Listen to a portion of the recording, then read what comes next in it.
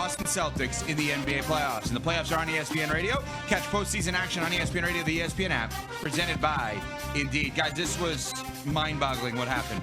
Boston was up 73-53 in this game and lost 91-90.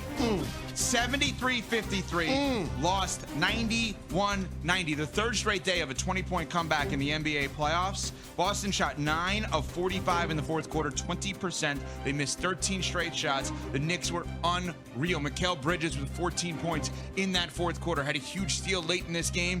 Kudos to the New York Knicks, who are showing all the heart and the grit and the grind that you want. This has been amazing what's going on here. And now they're up 2-0. 2-0 coming home for a game at the Garden, 3:30 Eastern on Saturday. Smalls, you're laughing, and I think you should be. It's stunning. It's outrageous. And shout out to the Knicks. What? It is outrageous. No, that's the perfect word for it. They were down 20 twice on the road to a team that's not only the defending champs, but a team that swept them throughout the regular season, and it wasn't close in those contests. Nope. And if we think back to the way the Boston Celtics have dominated the past couple seasons, they're 4-0 following a playoff loss. So when they take that lead last night, you're like, okay, this is what's supposed to happen. The Celtics, we know historically, when they have a loss like they endured in Game 1, they're going to have a strong response. They're going to bounce back. For them to be able to build that lead and the Knicks come back again, I don't know if I'm more impressed with the Knicks or more shocked that the Boston Celtics had 2 erosions like that in back-to-back games. You know what it's like? It's like the Atlanta Falcons in 2016 in Super Bowl 51 blowing a 28-3 lead and doing that twice. That's exactly what it is. That's a good point. In a matter of days. I mean, Ev, you talked about it. The Boston Celtics missed 13 straight shots in the fourth quarter. 7 of those were threes, and they weren't all bad looks. Some of those were wide open, and they just missed them. Now, when it comes to what their offense looked like, it's clear that there was a departure from what we saw in the first 3 quarters that allowed them to build up that 20-point lead, and that's why I have to attach the choke moniker to them.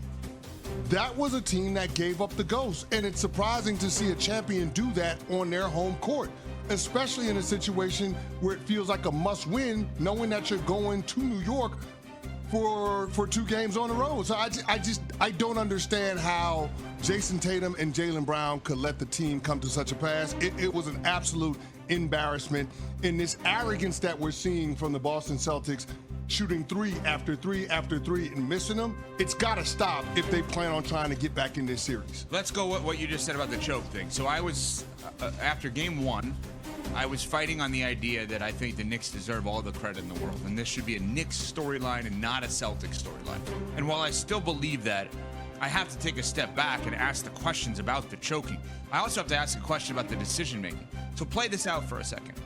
If I told you there was a guy that won Finals MVP and Conference Finals MVP one year, comes back the next year, and late in games doesn't get the ball, and he's not Andre Iguodala, who's a defense-first guy. He's a great defensive player, but a guy who can score 40 points on any given night. Why is Jason Tatum the go-to guy?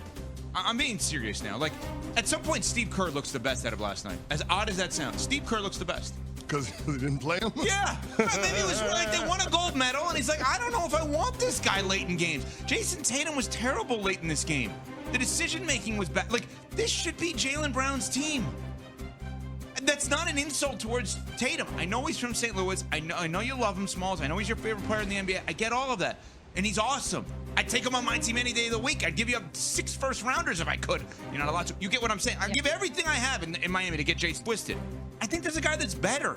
In these specific situations. Yes, he won Finals MVP, Conference Finals MVP, and Tatum, who has that wide-open dunk to put them up 1, which I know this is going to sound crazy.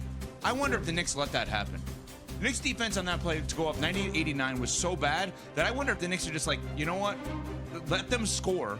We want to get the ball to have the final shot. We've already done our job in Boston. Let's close them out here because they already won Game 1. I know it sounds ridiculous, but the defense was so bad on the Tatum dunk. Yeah. And that's not the Knicks' defense. But at some point, and Pat Costello, to his credit, was texting all of us this about Tatum last night. Like, at some point, Brown should be the guy, and Tatum is the sidekick. And then you have the greatest team ever. They won a title that way last year. So you think that this is a coaching thing, that Mazzulla should draw it up differently or make Brown more of the focal point in these situations?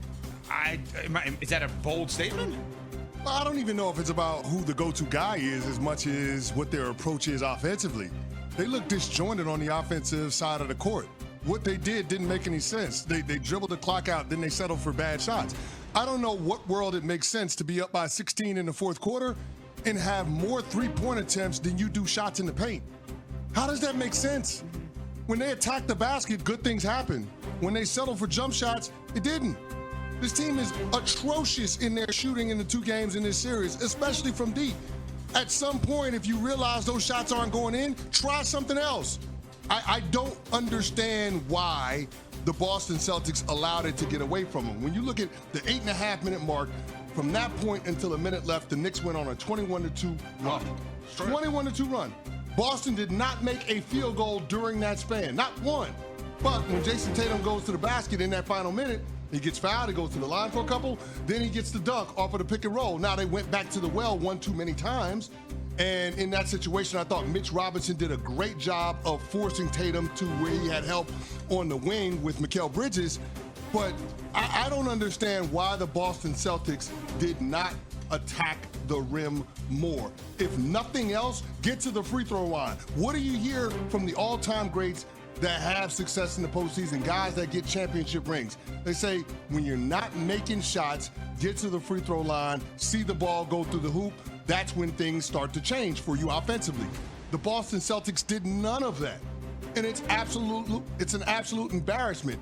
And so that's why at this stage, I don't even know if I can pin this on Joe Mazzulla.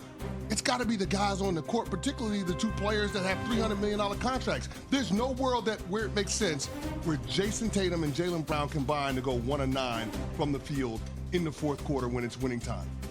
That can't happen. I'm also surprised that the approach was the same, given the fact that after game one, you had both of those stars in Tatum and Brown in different ways talk about how if they could relitigate it, they would have done it differently, that they wouldn't have just lived by the three, died by the three, that they would have made those adjustments. They both said it in various ways. So I'm surprised that in this game, when the situation starts to unroll in the same way, that there wasn't a little bit of an adjustment. That's who they are.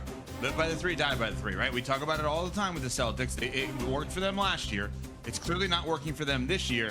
But at what point do you say it's not working? We've got to pivot.